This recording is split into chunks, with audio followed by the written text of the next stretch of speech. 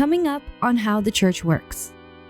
Well, most people are so confused about the structure of the church, and there are parts of it too that we as leaders are confused. And if we're confused, how do we expect our church members to understand it?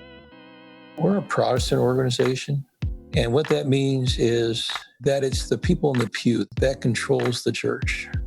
You know, the conversation comes up all the time about, well, we need to figure out a different way to fund Adventist education.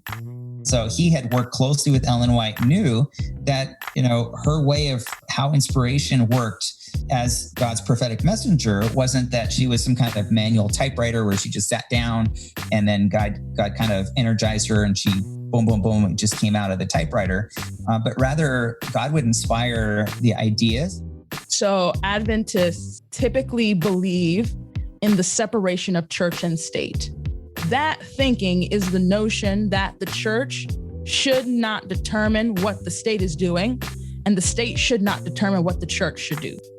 That is oftentimes interpreted as we don't talk about voting, we don't talk about politics, we don't talk about presidents, we don't talk about laws, we don't talk about any of that. All of these things about abolitionism are actually worked into our very core beliefs. It is part of our fundamental beliefs to be an abolitionist. And so this is vital. And it becomes even clearer because when Ellen White later responds to the fugitive slave law directly herself, she actually tells our pioneers, you must break it. Part of America was very frontier.